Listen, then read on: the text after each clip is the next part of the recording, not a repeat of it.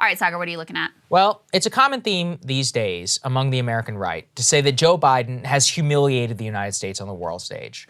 Up until this point, I think that some of that was hyperbole. I, of course, supported the Biden withdrawal from Afghanistan. And in terms of deterring Putin, I think it's an open question as to why the invasion happened right now. I establish all of this so that you can take me seriously when I contend that right now, in our relationship with Saudi Arabia, Biden actually is humiliating us on the world stage and diminishing American power.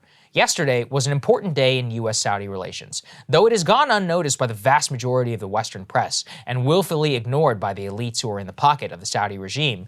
As we touched on with our previous guest, the Biden administration earlier this month transferred Patriot missiles to Saudi Arabia after an urgent request by the kingdom to supposedly fend off attacks from Houthi Iranian-backed militias.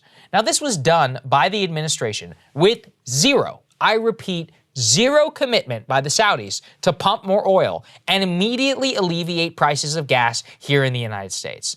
In fact, per the Wall Street Journal, the decision to transfer the missiles to Saudi Arabia was done with the hope that the transfer would ease the tensions between the two countries after the Emirati government and the Saudi government refused to even speak with President Biden on the phone. So yeah, you got that right. The Saudis are not giving us what we want. They slap our president in the face by refusing to take his phone call and then leak that to the press. And then, how do we respond? We give them exactly what they want, depleting our own supply of Patriot missile systems in the Middle East to transfer to them for their defense. And guess what? It gets even better. The very day that the transfer of the U.S. systems was revealed, guess what these people do? The Saudis say they will, quote, bear no responsibility for the rise in oil prices, blaming the fluctuations in price on attacks by the Houthis. And you know, those are the ones that we just gave them missiles in order to protect against. The announcement stunned energy analysts, as it was seen by a direct attempt by the Saudis to inject uncertainty into the global oil market and to hike the price further, turning the screws on the United States and all of the consumers of gas across the West. At this point, shouldn't we all be asking the question, what exactly is the point of having a client state in the Middle East if they don't do what they ask them to do? The Saudis have for years gotten their cake and eat it too.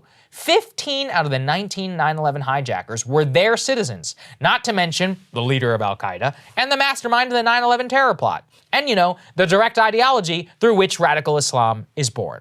So, despite that, they escaped scrutiny in America due to their relationship with the Biden administration and for the Bush administration.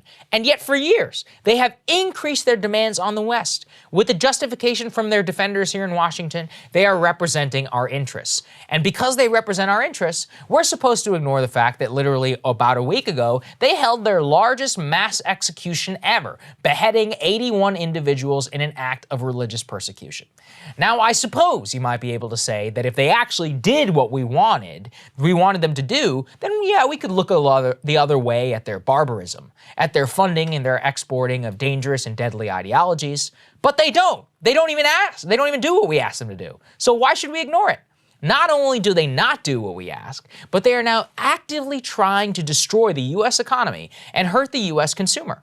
And yet, our president begs them like a dog by offering up a treat in exchange for goodwill. That clearly only goes one way. This is perhaps the weakest thing Biden has done yet as president. It is a time instead to play a very different game. You might say, hey, Saudi Arabia is a free country. It can do what it wants. Yeah, you're right. But their threats are hollow. Yeah, they can have a big impact on our domestic economy, but they are a Western client state through and through. 73% of Saudi Arabian arms imports come right here from the good old USA. Second is the United Kingdom at 13%, meaning that the vast majority of their weapons and arms come from the Anglosphere and can be turned off like that. As to their threats of ditching the petrodollar, that's a joke. Saudi can talk a big game when it comes to pricing things from the rial to yuan, but here's what they don't tell you. Saudi Arabia pegs its currency to the US dollar and has since 1986. And as they write in their own propaganda outlets right in front of you, they literally need the dollar to conduct foreign trade transactions because the vast majority of their imports and exports are needed in stable dollars. Right now, 62% of the kingdom's foreign currency reserves are You guessed it, the United States dollar. Or how about what they actually do with their money? As usual, a lot of it is right here in the United States. The Saudi Sovereign Wealth Fund is nearly $1 trillion. It includes sizable stakes in video game companies like Electronic Arts or Activision Blizzard, Citibank now, Boeing, Facebook, Disney, Bank of America. You guys get the idea? We are talking about hundreds of billions of dollars in cash invested right here in the USA, directly tied to the Saudi kingdom. It can all be cut off like that. What's the rub though? You already know, all that money, that blood money, it's a down payment on the US political elite to ensure that the outcome you see before you is the outcome that occurs, that they can continue to be the most backwards country on the planet Earth and still get preferential treatment. Missile systems, no scrutiny in the West. They have some of the most high-powered lobbyists here in Washington who have worked for years to keep the kingdom away from any real scrutiny. And that is why, just 2 months ago, the US Senate voted 67-30 to reject a bipartisan resolution introduced in the chamber to block arms sales to Saudi Arabia from the Biden administration. Some of you might think this is a hypocritical monologue. Yesterday, I discussed India, why sanctions or public pressure against them would backfire and would hurt the US strategically.